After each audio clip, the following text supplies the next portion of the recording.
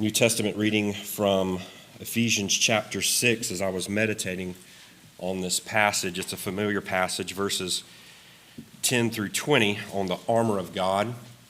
Something that stuck out to me, that struck me anew, was the reality of a personal devil. And that is part of the reason why we need the armor of God, really the whole reason why. You can see that in verse 11. Put on the full armor of God so that you will be able to stand firm against not just evil schemes, but the schemes of the devil. And the Christian must take up the whole armor of God. It's not a piece here or a piece there.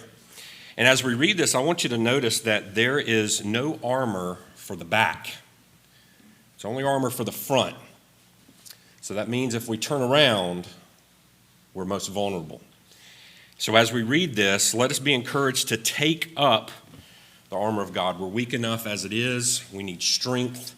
And God tells us here how to wage the good warfare. So let's read together.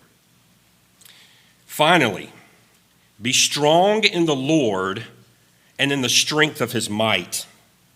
Put on the full armor of God so that you will be able to stand firm against the schemes of the devil.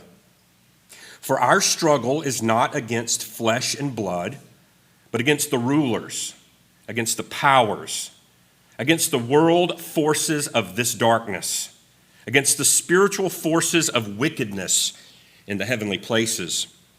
Therefore, take up the full armor of God so that you will be able to resist in the evil day. And having done everything to stand firm, stand firm, therefore, having girded your loins with truth, and having put on the breastplate of righteousness, and having shod your feet with the preparation of the gospel of peace. In addition to all, taking up the shield of faith with which you will be able to extinguish all the flaming arrows of the evil one. And take the helmet of salvation and the sword of the Spirit, which is the word of God.